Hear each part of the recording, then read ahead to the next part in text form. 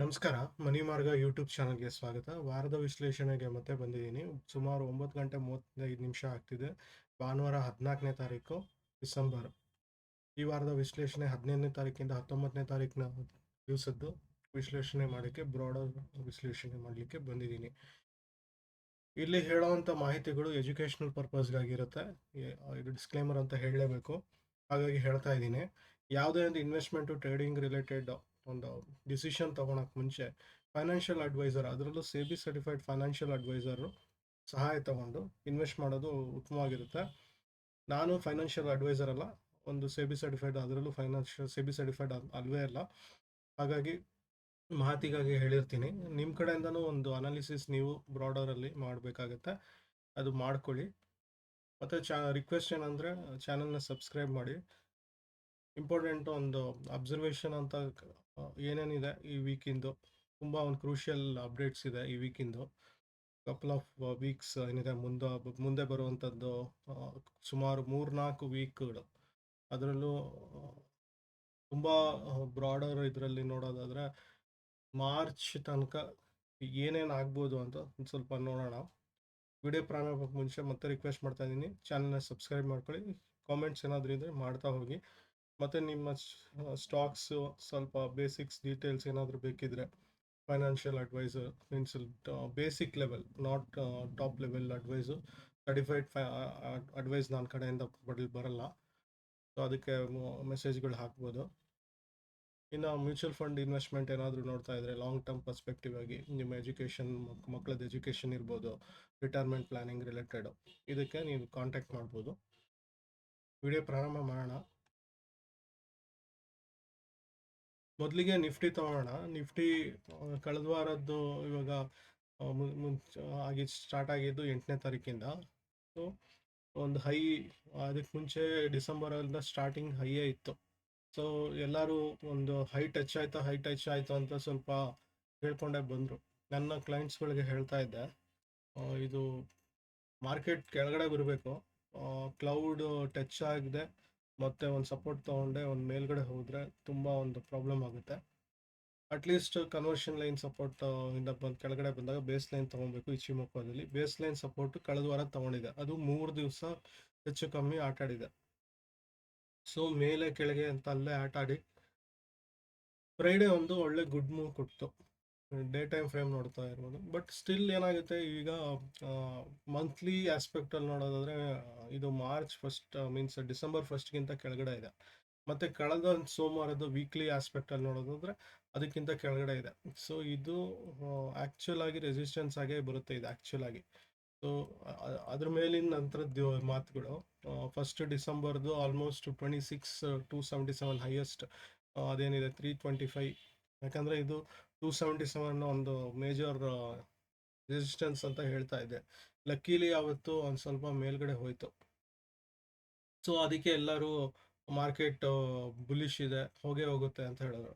So usually ಹಂಗಾಗಲ್ಲ. So ಬೇರೆ ಬೇರೆ ಕಾನ್ಸೆಪ್ಟಲ್ಲಿ ಒಂದು ಹೈಯರ್ ಏನೋ ಫಾರ್ಮ್ ಏನೋ ಆಯಿತು, ಬಟ್ ಅದು ಸಸ್ಟೈನ್ ಆಗಿಲ್ಲ, ಕೆಳಗಡೆ ಬಂತು. ಸೊ ಹಿಂದಿನ ಒಂದು ಹೈಗಿಂತ ಒಂದು ದೊಡ್ಡ ಹೈ ಮಾಡಿದಾಗ ಯೂಶ್ವಲಿ ಡೌ ಥಿಯರಿ ಪ್ರಕಾರ ಕೆಳಗಡೆ ಬರಲೇಬೇಕು, ಮತ್ತೆ ನಂತರ ದಿವಸದಲ್ಲಿ ಹೈ ಹೋಗೇ ಹೋಗುತ್ತೆ. ಲೋವರ್ ಲೋ ಯಾವುದು ಅಂತ ಗೊತ್ತಿಲ್ಲ, ಇದು ಲೋವರ್ ಲೋ ಅಂತ ಹೇಳಲಿಲ್ಲ ನಾನು, ಯಾಕಂದರೆ ಇದಕ್ಕಿಂತ ಕೆಳಗಡೆ ಹೋಗಬೇಕು. ಯಾಕಂದರೆ ಕ್ಲೌಡ್ ಕೆಳಗಡೆ ಇದೆ ಇನ್ನೂ ನಮ್ಮದು. ಸೊ ಇದು ಸಪೋರ್ಟ್ ತೊಗೊಂಡಿದೆ ಬೇಸಿಕ್ಕಾಗಿ. ಸೊ ಯೂಶ್ವಲಿ ನೆಕ್ಸ್ಟ್ ಈ ಕ್ಲೌಡ್ ಪ್ರಕಾರನೇ ಜನವರಿ 19 ತನಕ ಹಿಂಗೆ ಹೆಚ್ಚು ಕಮ್ಮಿ ಒಂದು ಫ್ಲ್ಯಾಟಿಶ್ ಇರುತ್ತೆ. ಅಪ್ ಟ್ರೆಂಡ್ ಮೇಲೆ ಒಂದು ಸಣ್ಣದಾಗಿ ಬರಬೇಕಂದ್ರೂ ಈ ಮುಂದಿನ ದಿವಸಗಳಲ್ಲಿ ಇಲ್ಲೆಲ್ಲೋ ಬರುತ್ತೆ. ಹೆಚ್ಚು ಕಮ್ಮಿ 21st ಹಿಂದಿನ ವಿಡಿಯೋಗಳು ಹಾಕಿದ್ದೆ. ಸೋಲಾರ್ ಕ್ಯಾಲೆಂಡರ್ ಪ್ರಕಾರ 21ನೇ ತಾರೀಕು ನಂತರದ್ದು ಬರಬೇಕು. ಇಲ್ಲಿ ಮ್ಯಾಚ್ ಆಗ್ತಿದೆ ಕೂಡ. 21ದ್ದು ನಂತರದ್ದು ಮರುದಿವಸ 21 ಭಾನುವಾರ ಆಗಿರುತ್ತೆ. 22 ಅಲ್ಲೊಂದು ಅಪ್ ಟ್ರೆಂಡ್ ಕೊಡಬೇಕು. 22ರ ನಂತರದ್ದು ಅದು ಎಷ್ಟು ದಿವಸ ಹೋಗುತ್ತೆ ಅದು ಗೊತ್ತಿಲ್ಲ. ಅದಕ್ಕೆ ಮುಂಚೆ ಕೆಳಗೆ ಬರುವಂಥ ಸಾಧ್ಯತೆಗಳೇನಿದೆ, ಮೇಜರ್ ಆಗಿ ಇಲ್ಲಿಗೆ ಸಪೋರ್ಟ್ ತೊಗೊಳ್ಲೇಬೇಕು. ಇವಾಗ 25,000 ವರ್ಸ್ಟ್ ಕೇಸು 255 ಅಲ್ಲಿ ರೇಂಜ್ ಅಷ್ಟೇ. ಮೀನ್ಸ್ ಕ್ಲೋಜರ್ ಬೇಸಿಸಲ್ಲಿ ಒಂದು ಅದಕ್ಕಿಂತ ಕೆಳಗಡೆ ಹೋಗಲ್ಲ. ಒಂದು ಕ್ಯಾಂಡ್ಲ್ ಆಚೆ ಬಂತು ಅಂದರೆ ಮತ್ತಷ್ಟು ಪ್ರಪಾತಕ್ಕೆ ಹೋಗುತ್ತೆ ಇದು ಮಾರ್ಕೆಟು. ಸೊ ಹಾಗಾಗಿ ಸದ್ಯದ ಮಟ್ಟಿಗೆ ಈ ಇಚಿಮೋಕ ಲೆವೆಲಲ್ಲೇ ನೋಡೋದಾದರೆ ಓಕೆ ಓಕೆ ಅಂತ ಹೇಳ್ಬೋದು ನಾನು. ಯಾಕಂದರೆ ಒಂದು ಡೌನ್ ಟ್ರೆಂಡ್ ಕಾಣಿಸ್ತಾ ಇದೆ. ಮೇಜರ್ ಆಗಿ ಏನಾಗಿದೆ, ಬ್ಯಾಂಕ್ ಇವರು ಜಾಪನೀಸ್ ಬ್ಯಾಂಕ್, ಸೊ ಎಫೆಕ್ಟ್ ಎಲ್ಲ ಕೊಡ್ತು ಇದು. ಮೀನ್ಸ್ ಏನಾಗಿದೆ, ಒಂದು ಬಡ್ಡಿ ರೈಸ್ ಮಾಡ್ತಿದ್ದಾರೆ ಅಲ್ಲಿ. ಸೊ ಅಲ್ಲಿ ಬಿಡಿ ಪಾಲಿಸಿ ಅವ್ರ ಪ್ರಕಾರ 0.5 ಇಂದ 0.75 ಇದು ಡಿಸೆಂಬರ್ 19 ಟೈಮಲ್ಲೇ ಆಗುತ್ತೆ. ಸೊ ಅದ್ರ ನಂತರ ದಿವಸ 21ನೇ ತಾರೀಕು ಇದಾಗಿರುತ್ತೆ.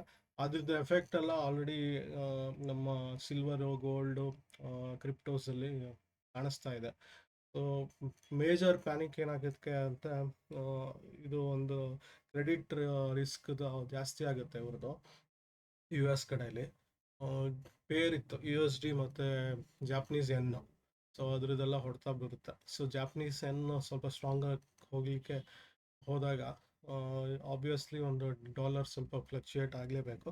ಡಾಲರ್ ರಿಲೇಟೆಡ್ ಇನ್ವೆಸ್ಟ್ಮೆಂಟ್ಸ್ಗಳೇನೇನಿದೆ, ಸೊ ಅದೆಲ್ಲ ಅಫೆಕ್ಟ್ ಮಾಡಲಿಕ್ಕೆ ಸಾಧ್ಯತೆ ಇದೆ. ಇಂಟರ್ನು ಇಂಡಿಯಾದಲ್ಲೂ ಒಂದು ಸ್ವಲ್ಪ ಎಫೆಕ್ಟ್ ಕೊಡಲಿಕ್ಕೆ ಸಾಧ್ಯತೆ ಇದೆ. ಜಾಸ್ತಿ ಇರಲಿಕ್ಕಿಲ್ಲ, ಆದರೂ ಒಂದು ಮಟ್ಟಿಗೆ ಹೊಡೆತ ಅಂತೂ ಬರುತ್ತೆ. ಸೊ ಹಾಗಾಗಿ ಒಂದು ಡೌನ್ ಟ್ರೆಂಡ್ ಬರಲಿಕ್ಕಿದೆ. ಇವನ್ SGS ನಿಫ್ಟಿ ಆಲ್ರೆಡಿ 110 ಮೈನಸ್ ತೋರಿಸ್ತಾ ಇದೆ. ಸೊ ಅದು ಇನ್ನೂ ಜಾಸ್ತಿ ಆಗಲಿಕ್ಕಿದೆ. ಅದು ನೋಡಬೇಕು ಎಷ್ಟಕ್ಕೆ ಸಪೋರ್ಟ್ ತೊಗೊಳುತ್ತೆ. ಇನ್ ಕೇಸ್ ನಾಳೆನೇ ಇಮಿಡಿಯೇಟ್ 25,900ಗಿಂತ ಕೆಳಗಡೆ ಹೋಗಲಿಲ್ಲ, ಸಪೋರ್ಟ್ ತೊಗೊಂಡು ರಿವರ್ಸಲ್ ಬಂತು ಅಂದರೂ ಒಂದು ಪ್ಲಸ್ ಸೈನ್ ಅಂತ ಹೇಳ್ತೀನಿ, ಬಟ್ ಕಂಪ್ಲೀಟ್ಲಿ ಪ್ಲಸ್ ಅಂತ ಹೇಳಲ್ಲ. ಸೊ ಹಾಗಾಗಿ ಒಂದು ಸ್ವಲ್ಪ ಹುಷಾರಾಗಿ ನೋಡಬೇಕು. ಇಚಿಮೋಕೋದು ಇದು ನೀಟಾಗಿ ಒಂದು ಕಾಣಿಸ್ತಾ ಇದೆ. ಪಿಚ್ ವರ್ಕಲ್ಲಿ ಸಪೋರ್ಟ್ ತೊಗೊಳುತ್ತೆ, ಮೇಲ್ ಬರುತ್ತೆ ಅಂತ ಹೇಳಿದ್ದೆ. ಸೊ ತಗೊಂಡಿದೆ ಕೂಡ. ಇದು ಕಳೆದ ವಾರನೇ ಟಚ್ ಆಗ್ತಿದೆ, ಇದಾಯಿತು. ನಾನು ಕಳೆದ ವಾರ ವಿಡಿಯೋ ಮಾಡಬೇಕಾದ್ರೆ ಟಚ್ ಆಗ್ಬೋದು, ಟಚ್ ಆಗಿ ಸಪೋರ್ಟ್ ತೊಗೊಬೇಕು ಅಂದರೆ ಸಪೋರ್ಟ್ ತೊಗೊಂಡಿದೆ. That is a beautiful thing. ತುಂಬ ಸಪೋರ್ಟ್ ತೊಗೊಂಡಿರೋದು ಒಂದು ಅಡ್ವಾಂಟೇಜು. ಬಟ್ ಸ್ಟಿಲ್ ಕ್ರಿಟಿಕಲ್ ಇದೆ ಮಾರ್ಕೆಟು. ಯಾಕಂದರೆ ಪಿಚ್ ಫೋರ್ಕ್ ಆಸ್ಪೆಕ್ಟ್ಗಿಂತ ನನಗೆ ಕ್ಲೌಡ್ ಆಸ್ಪೆಕ್ಟಲ್ಲಿ ಒಂದು ಪ್ರಾಬ್ಲಮ್ ಕಾಣಿಸ್ತಾ ಇದೆ. ಸೊ ಇದು ಕ್ಲೌಡ್ ಒಳಗೆ ಟಚ್ ಆಗಲಿಕ್ಕೆ ಸಾಧ್ಯತೆ ಜಾಸ್ತಿ ಇದೆ. ಮೇಲಾಗಿ ಒಂದು ಜಾಪನೀಸ್ ಅಂಡ್ ರಿಲೇಟೆಡ್ ಇಶ್ಯೂಸ್ ಕಾಣಿಸ್ತಾ ಇರೋದ್ರಿಂದ ಸೊ ಅದು ಆಬ್ವಿಯಸ್ಲಿ ಕೆಳಗೆ ಬರಲೇಬೇಕು. ಎಷ್ಟು ಕೆಳಗೆ ಬರುತ್ತೆ, ಏನು ಬರುತ್ತೆ 100% ನಾನು ಹೇಳಲಿಕ್ಕಾಗಲ್ಲ. ಅದು ಗೊತ್ತಿಲ್ಲ ಎಲ್ಲಿ ತನಕ ಹೋಗುತ್ತೆ ಅಂತ. ಸೊ ಆಲ್ರೆಡಿ ಇದರ ಪ್ರಕಾರ 4 ಅವರ್ಸ್ ಪ್ರಕಾರ ಕೆಳಗೆ ಟಚ್ ಆಗಿದೆ. ಸಪೋರ್ಟ್ ತೊಗೊಂಡಂಗೆ ಕಾಣಿಸುತ್ತೆ, ಬಟ್ ಕಂಪ್ಲೀಟಾಗಿ ಸಪೋರ್ಟ್ ಇಲ್ಲ. ಸೊ ಇಲ್ಲಿ ಏನಾಗುತ್ತೆ, 4 ಅವರ್ಸ್ ಪ್ರಕಾರ ಈ ಒಂದು ಕನ್ವರ್ಷನ್ ಲೈನ್ ಮೇಲ್ಗಡೆ ಬರಬೇಕು. ಬಟ್ ಏನಾಗಿದೆ, ನಾಳೆನೇ ನೆಗೆಟಿವ್ ಓಪನ್ ಇದ್ದಾನೆ, ಕನ್ವರ್ಷನ್ ಲೈನ್ ಕೆಳಗಡೆ ಬಂದ್ಬಿಡುತ್ತಿದ್ದು. ಹಾಗಾಗಿ ಮೇಜರ್ ಪ್ರಾಬ್ಲಮ್ಸ್ ಅಂತ ಹೇಳ್ಬೋದು. ಇದು ಇದಿದೆ. ಸೊ ಇದ್ರ ಪ್ರಕಾರ 25,800 ಅಂತ ಕಾಣಿಸುತ್ತೆ ನಮಗೆ. ಇದೆ, ತೊಂದರೆ ಇಲ್ವಾ ಅಂತ. But higher the time frame ಹೋದಷ್ಟು ನಮಗೆ ಇವನ್ 25,200 ತನಕ ಬರಲಿಕ್ಕೆ ಸಾಧ್ಯತೆ ಇದೆ. ಸೊ ಇವನ್ ವೀಕ್ಲಿ ಟೈಮ್ ಫ್ರೇಮಲ್ಲಿ ಬಂದರೆ ಇನ್ನೂ ಬೇರೆ ಥರನೇ ಪಿಕ್ಚರ್ ಕಾಣಿಸುತ್ತೆ. ಅದೆಲ್ಲ ಅಬ್ಸರ್ವ್ ಮಾಡಬೇಕು. ಅಬ್ಸರ್ವ್ ಮಾಡದೆ ಯಾವುದೇ ಒಂದು ಡಿಸಿಷನ್ ತೊಗೊಬಾರ್ದು. ವೀಕ್ಲಿ ತುಂಬ ಚೆನ್ನಾಗಿ ಕಾಣಿಸುತ್ತೆ. ವೀಕ್ಲಿ ಸಪೋರ್ಟ್ ಮೇಜರ್ ಆಗಿ ನನ್ನ ಪ್ರಕಾರ 25,300 ತನಕನೇ ತೊಗೊಬೋದು. 25,300 ಮೇಲೆ ಸಪೋರ್ಟ್ ತೊಗೊಂಡು ಮೇಲೆ ಬಂತು ಅಂದರೆ ಮಾರ್ಕೆಟು ಬುಲ್ಲಿಶ್ ಟ್ರೆಂಡ್ಗೆ ಬಿಚ್ ಸ್ಟಿಲ್ ಹಿಂದೆ ಹೇಳ್ದಂಗೆ 26,300 ಕ್ರಾಸ್ ಆಗಬೇಕು, ಕಂಪ್ಲೀಟ್ ಒಂದು ಕ್ಯಾಂಡಲ್ ಕ್ಲೋಸ್ ಆಗಬೇಕು. ಸೊ ಅದು ಇಂಪಾರ್ಟೆಂಟ್ ಆಗುತ್ತೆ. ಇಲ್ಲಿ ಹೇಳ್ದಂಗೆ ಲಾಸ್ಟ್ ವೀಕಿಂದು ಒಂದು ಮೀನ್ಸ್ ಡಿಸೆಂಬರ್ದು ಫಸ್ಟು ಇಲ್ಲಿ ಪಿಚ್ ವರ್ಕಲ್ಲಿ ರಿಜೆಕ್ಟ್ ಆಗಿದೆ. ಹೈಯರ್ ಹೈ ಹೋದಂಗೆ ಫಾರ್ಮ್ ಆಗಿ, ಬಟ್ ಸಸ್ಟೈನ್ ಆಗಿಲ್ಲ, ಕೆಳಗಡೆ ಬಂತು. ಸೊ ಇದೆಲ್ಲ ಡಿಸ್ಅಡ್ವಾಂಟೇಜು. ಸೊ ಬ್ರಾಡರ್ ಪಿಕ್ಚರಲ್ಲಿ ನಿಫ್ಟಿ ಚೆನ್ನಾಗಿ ಕಾಣಿಸ್ತಿದೆ, ಬಟ್ ಸ್ಟಿಲ್ ಕೆಲವು ದಿವಸಗಳು, ಕೆಲವು ವೀಕ್ಸ್ಗಳಲ್ಲಿ ಸ್ವಲ್ಪ ತೊಂದರೆ ಇರ್ಬೋದು. ಹುಷಾರಾಗಿ ನೋಡ್ಕೊಳ್ಳಿ. ಸೊ ಬ್ಯಾಂಕ್ ನಿಫ್ಟಿ ಕಥೆನೂ ಹೆಚ್ಚು ಕಡಿಮೆ ಹಾಗೆ ಇದೆ. ಸೊ ಕನ್ವರ್ಷನ್ ಲೈನ್ಗಿಂತ ಕೆಳಗಡೆ ಬಂದಿದೆ ಡೈಲಿ ಬೇಸಿಸಲ್ಲಿ, ಬಟ್ 4 ಅವರ್ಸ್ ಬೇಸಿಸಲ್ಲಿ ಆಲ್ರೆಡಿ ಕೆಳಗಡೆ ಹೋಗ್ಬಿಟ್ಟಿದೆ. ಮೀನ್ಸ್ ಕನ್ವರ್ಷನ್ಗಿಂತ ಮೀನ್ಸ್ ಬೇಸ್ ಲೈನ್ ಕಡೆ ತಿರುಗ್ತಾ ಇದೆ. ಬಟ್ 100% ಇದು ಪಾಸಿಟಿವ್ ಅಂತೂ ಅಲ್ವೇ ಅಲ್ಲ. ಓವರ್ ಆಲ್ ಇದರಲ್ಲೂ ಸಹಿತ ಒಂದು 61,000 62,000 ಆ ಥರ ಎಲ್ಲ ಮಾಡಬೇಕಿತ್ತು, ಬಟ್ ಎಕ್ಸ್ಪೆಕ್ಟೆಡ್ಗಿಂತ ಅಲ್ಲಿ ಹೋಗಿಲ್ಲ. ಬಟ್ ಕಂಪ್ಯಾರಿಟಿವ್ಲಿ ನಿಫ್ಟಿಗಿಂತ ಇದು ಬೆಟರ್ ಇದೆ. ಯಾಕಂದರೆ ಸಪೋರ್ಟ್ ಎಲ್ಲಿ ತನಕ ತೊಗೊಳುತ್ತೆ ಅಂತ ಈ ಸದ್ಯದ ಮಟ್ಟಿಗೆ 25 ವೀಕ್ಲಿ ಟೈಮ್ ಫ್ರೇಮಲ್ಲಿ ನೋಡಿದ್ರೆ almost 56,800 is a worst. So ಮೇಲ್ಗಡೆ ಅಪ್ಪರ್ ಟ್ರೆಂಡ್ ಹೋಗ್ಬೇಕಂದ್ರೆ 59,700 ಅಂಡ್ ಸಮಥಿಂಗ್ ಏನಿದೆ ಅದು ಕ್ರಾಸ್ ಆಗಿ ಕ್ಲೋಸ್ ಆಗಬೇಕು ಒಂದು complete candle. So complete candle ಯಾವುದೂ ಫಾರ್ಮ್ ಆಗಿಲ್ಲ ಆಚೆಗಡೆ. ಹಾಗಾಗಿ ಕಂಪ್ಲೀಟ್ ಆಗಿ ನೆಕ್ಸ್ಟ್ 60,800 ಲೆವೆಲ್ ಎಲ್ಲ ಹೋಗಲಿಕ್ಕೆ ತುಂಬ ಸಾಧ್ಯತೆ ತುಂಬ ಕಡಿಮೆ ಇದೆ. ಸೊ ಇದೆಲ್ಲ ಅಬ್ಸರ್ವ್ ಮಾಡಬೇಕು. ಸೊ ಹಾಗಾಗಿ ಹುಷಾರಾಗಿ ವರ್ಕ್ ಮಾಡಿ. ಸೊ ಇದು ಬ್ಯಾಂಕ್ ನಿಫ್ಟಿ. ಸೊ ಓವರಾಲ್ ಅಷ್ಟೇನು ಚೆನ್ನಾಗಿಲ್ಲ, ಯಾಕಂದರೆ ಈ ಒಂದು ವೀಕ್ ಅದರಲ್ಲೂ ಫಸ್ಟ್ ಡಿಸೆಂಬರ್ದು ಒಂದು ಪ್ರಾಬ್ಲಮ್ಮು, ಮತ್ತು ಇವತ್ತು ವೆಸ್ಟರ್ನ್ ಆಸ್ಟ್ರಾಲಜಿ ಪ್ರಕಾರ ಹೇಳೋದಾದರೆ ಮರ್ಕ್ಯೂರಿ ಒಂದು ರೆಟ್ರೋ ಆಗಿದೆ. ಸೊ ಅದ್ರ ಎಫೆಕ್ಟ್ ಸ್ವಲ್ಪ ಮಂತ್ಸ್ಗಳ ಮೇಲೆ ತಿಂಗಳ ಅನ್ಗಟ್ಲೆ ಇರುತ್ತೆ. ನೇರವಾಗಿ ಮಾರ್ಗಿ ಆಗೋ ತನಕ ಎಫೆಕ್ಟ್ಗಳು ಇದ್ದೇ ಇರುತ್ತೆ ಯೂಶಲಿ. ಸೊ ಡೈರೆಕ್ಟ್ ಮರ್ಕ್ಯೂರಿ ಬರೋ ತನಕ ಸ್ವಲ್ಪ ಎಸ್ಪೆಷಲಿ ಬ್ಯಾಂಕ್, ಗೋಲ್ಡ್, ಮನಿ ರಿಲೇಟೆಡ್ ಆಸ್ಪೆಕ್ಟಲ್ಲಿ ಫೈನಾನ್ಷಿಯಲ್ ಸೆಕ್ಟರ್ಸ್ ಓವರಾಲ್ ಸ್ವಲ್ಪ ಟ್ರಬಲಲ್ಲೇ ಇರುತ್ತೆ. ಮನಿ ಲೆಂಡಿಂಗಿಗಿಂತ ಮನಿ ಸ್ಟೋರ್ ಮಾಡೋವಂಥದ್ದು, ಎಸ್ಪೆಷಲಿ ಬ್ಯಾಂಕ್ ಹೆಚ್ಚಿಂದು ಸಮಸ್ಯೆ ಆಗುತ್ತೆ. ಸೊ ಅದೆಲ್ಲ ನೋಡ್ಕೊಬೇಕು. ಗುರು ಕೂಡ ವೆಸ್ಟರ್ನ್ ಆಸ್ಟ್ರಾಲಜಿ ಪ್ರಕಾರ, ಇವನ್ ವೇದಿಕ್ ಆಸ್ಟ್ರಾಲಜಿ ಪ್ರಕಾರನೂ ರೆಟ್ರೋ ಇದೆ. ಸೊ ಅದೆಲ್ಲ ಸ್ವಲ್ಪ ಹೊಡೆತ ಬರುತ್ತೆ. ಗೋಲ್ಡು ಹೈಯೆಸ್ಟ್ ಟಚ್ ಆದಂಗಾಗಿ, ಮೀನ್ಸ್ ಆಲ್ರೆಡಿ ಪ್ರೀವಿಯಸ್ ಹೈಗಿಂತ ಟಚ್ ಮೇಲೆ ಹೋಗಿಲ್ಲ, ಬಟ್ ಶುಕ್ರವಾರದ ದಿವಸ ಒಂದು ಹೈಯರ್ ಹೈ ಫಾರ್ಮ್ ಮಾಡೋಕ್ಕೆ ನೋಡ್ತು. ಬಟ್ ಕೊನೆಯ ಗಳಿಗೆಯಲ್ಲಿ ಒಂದು ಸ್ವಲ್ಪ ಹೊಡೆತ ಬಿತ್ತು. 1 ಅವರ್ ಟೈಮ್ ಫ್ರೇಮ್ ಬರ್ತೀನಿ. ಸೊ ಮೇಲ್ಗಡೆ ಹೋದಂಗೆ ಹೋಗಿ ಸಡನ್ನಾಗಿ ಒಂದು ಡಿಪ್ ಆಯಿತು, ಬಟ್ ಸಪೋರ್ಟ್ ತೊಗೊಂಡಂಗಾಗಿದೆ. ಅದು ಮೇಲ್ಗಡೆ ಹೋಗಲಿಕ್ಕೆ ಸಾಧ್ಯತೆ ಇದೆ, ಬಟ್ 100% ಹೋಗುತ್ತೆ ಅಂತಲ್ಲ, ಹೋದರೆ ತುಂಬ ಒಳ್ಳೆಯದು. ಸೊ ಹಾಗಾಗಿ ನೋಡ್ಕೊಬೇಕು. ಗೋಲ್ಡ್ ಆಗಲಿ ಸಿಲ್ವರ್ ಆಗಲಿ, ಸಿಲ್ವರ್ ಇದಕ್ಕಿಂತ ವರ್ಸ್ಟ್ ಇದೆ. ಸೊ ಅದು ಹಾಗಾಗಿ ಒಂದು ಸ್ವಲ್ಪ ನೋಡ್ಕೊಬೇಕಾಗುತ್ತೆ ಗೋಲ್ಡ್ ಆ್ಯಂಡ್ ಸಿಲ್ವರು. ಇದೇ MCX ಇರ್ಬೋದು, ಆ ಲೆವೆಲಲ್ಲೂ ನೀವು ವರ್ಕ್ ಮಾಡಬೇಕಾದ್ರೆ ಹುಷಾರಾಗಿ ನೋಡ್ಕೊಳ್ಳಿ.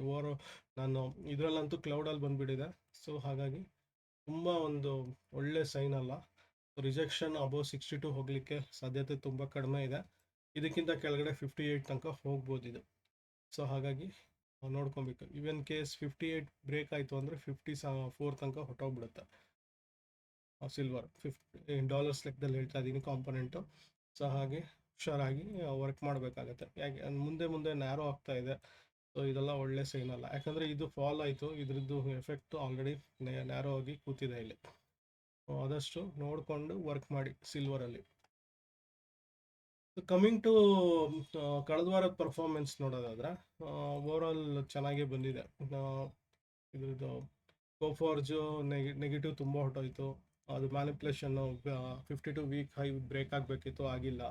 ಸೊ ಅದೆಲ್ಲ ಒಂದು ವ್ಯತ್ಯಾಸಗಳು ಕಾಣಿಸಿರುತ್ತೆ. ಹೀರೋ ಮೋಟೋಕಾರ್ಪು ನೆಗೆಟಿವ್ ಹೊಟ್ಟೋಯ್ತು. ಸೊ ಮ್ಯಾಕ್ಸ್ ಹೆಲ್ತ್ ಕೇರು ಒಂದು ತುಂಬ ಏನು ಕೊಟ್ಟಿಲ್ಲ. ಸೊ ಈ ಥರ ಒಂದಿಷ್ಟು ಬಂದಿದೆ. ನ್ಯಾಷನಲ್ ಅಲ್ಯೂಮಿನಿಯಂ ಪಾಸಿಟಿವ್ ತೊಗೊಂಡಿದೆ, AU small positive, Motherson positive ತೊಗೊಂಡು. ಸೊ ಓವರಾಲ್ ಸ್ಯಾಟಿಸ್ಫ್ಯಾಕ್ಷನ್ ಇದೆ. ಸೊ ಇದು ಪಿಕ್ಚರ್ ಒಂದು ಸುಮ್ಮನೆ ಹಾಕೋಕ್ಕೆ ಅಂತ ಎಕ್ಸ್ಪ್ಲೇನ್ ಮಾಡ್ತಿರ್ತೀನಿ. ಇದನ್ನು ಅನಾಲಿಸಿಸ್ ಏನು ಅಂಥದ್ದೇನು ಬೇಕಾಗಿಲ್ಲ. ಟೊಮ್ಯಾಟೋಸ್ ಎಲ್ಲ ಒಂದು ಸ್ವಲ್ಪ ಚೆನ್ನಾಗೇ ಕೊಟ್ಟಿದೆ. ಇನ್ನು ಈ ವೀಕಿಂದ ನೋಡೋದಾದರೆ, ಇದು 14th 15th 19 ತನಕದ್ದು. ಸೊ ನೌಕರಿ ಬರ್ತಾ ಇದೆ, ಬ್ರಿಟಾನಿಯಾ ಬರ್ತಾ ಇದೆ, ಸಿಯಾಂಟು, APL, ಇದು Apollo Tubes, Marico, ONGC, NCC, Bank of Baroda, Power Grid, Asian Paint, ITC, Petronet, Dabur, Unilever, FMCG ಜಾಸ್ತಿ ಬರ್ತಾ ಇದೆ. ಮಾರ್ಕೆಟು ಕೂಡ ನೆಗೆಟಿವ್ ಇರೋದ್ರಿಂದ ಸ್ವಲ್ಪ ನೋಡಿಕೊಂಡು ಇದು ಮಾಡ್ಕೊಳ್ಳಿ. ಸೊ ಪಾಸಿಟಿವ್ ನೆಗೆಟಿವ್ ಹೋಗುತ್ತೆ ಅಂತ ಯಾವುದೂ ಇಲ್ಲೇನು ಮೆನ್ಷನ್ ಮಾಡ್ತಿಲ್ಲ. ಅಕಾರ್ಡಿಂಗ್ ಟು ಮಾರ್ಕೆಟು ನೀವು ಫಸ್ಟ್ 30 ಮಿನಿಟ್ಸ್ ವೆಯ್ಟ್ ಮಾಡಿಕೊಂಡು ಯಾವ ಸೈಡ್ ಹೋಗುತ್ತೆ ಆ ಡೈರೆಕ್ಷನಲ್ಲಿ ಒಂದು ಟ್ರೇಡ್ ತೊಗೊಳೋದು ಒಳ್ಳೆಯದು. ಸೊ ಇದು ಮೀನ್ಸ್ F&O ಸ್ಟಾಕ್ಸ್ ಆಗಿ ಹೇಳಿರ್ತೀನಿ, ಯಾವುದೇ ಇನ್ವೆಸ್ಟ್ಮೆಂಟ್ ಸಜೆಷನ್ ಅಲ್ಲ ಇದು. ಸೊ F&O ಟ್ರೇಡರು ನೋಡಿಕೊಂಡು ಟ್ರೇಡ್ ಮಾಡಿ ವರ್ಕ್ ಆಗುತ್ತೆ. ಇನ್ನು GMP ಪಾರ್ಟ್ IPO ಬರೋದಾದರೆ, ಒಂದೇ ಒಂದು IPO ನೋಡಬೇಕಾಗತ್ತೆ. ಈ ವೀಕ್ ICICI ಪ್ರುಡೆನ್ಷಿಯಲ್ದು ಒಂದಿದೆ. ಬಟ್ ನಾನು ಸಜೆಸ್ಟ್ ಮಾಡ್ತಾ ಇಲ್ಲ, ಇದು ಹಾಕೋರು ಹಾಕೊಬೋದು. ಲಾಂಗ್ ಟರ್ಮ್ ಪರ್ಸ್ಪೆಕ್ಟಿವ್ 10% ಬಂದು ಕೂತಿದೆ. ಸೊ ಅದು ನೋಡಿಕೊಂಡು ಇನ್ವೆಸ್ಟ್ ಮಾಡೋರು ಮಾಡ್ಬೋದು. ಇನ್ನು ಯಾವುದು ಅಂಥದ್ದಿಲ್ಲ, ಮುಂದಿನ ದಿವಸಗಳು ಮತ್ತಷ್ಟು ಬರುತ್ತೆ. ಈಗಿನ IPOಗಳು ಕರೋನಾ ಇರ್ಬೋದು, ಇವನ್ ಕಳೆದ ವಾರದ ಏಕಸ್ ಇಂಥದ್ದು. ಸೊ ಒಳ್ಳೆ ದುಡ್ಡು ಆಗಿರುತ್ತೆ ಅಂತ ಅಂದ್ಕೊಂಡಿದ್ದೀನಿ. ಸೊ ಇನ್ವೆಸ್ಟ್ ಮಾಡ್ತಾರೆ, ಬಟ್ ನೋಡ್ಕೊಂಡು ಇನ್ವೆಸ್ಟ್ ಮಾಡಿ. ಸೊ ಇವನ್ BTC ಕೂಡ ಅಷ್ಟು ಚೆನ್ನಾಗಿಲ್ಲ. ಸೊ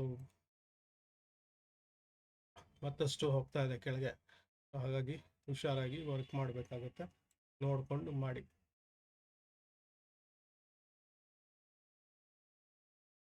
ಟಾರ್ಗೆಟು ನೋಡಿ ಡಿಲ್ಲಿಡಲ್ಲಿ ರೇಂಜ್ ಬೌಂಡ್ ಆಗಿರುತ್ತೆ, ಸೈಡ್ ವೇಸ್ ತುಂಬ ಹೋಗ್ಬಿಟ್ಟು ಪ್ರಾಬ್ಲಮ್ ಕೊಡುತ್ತೆ.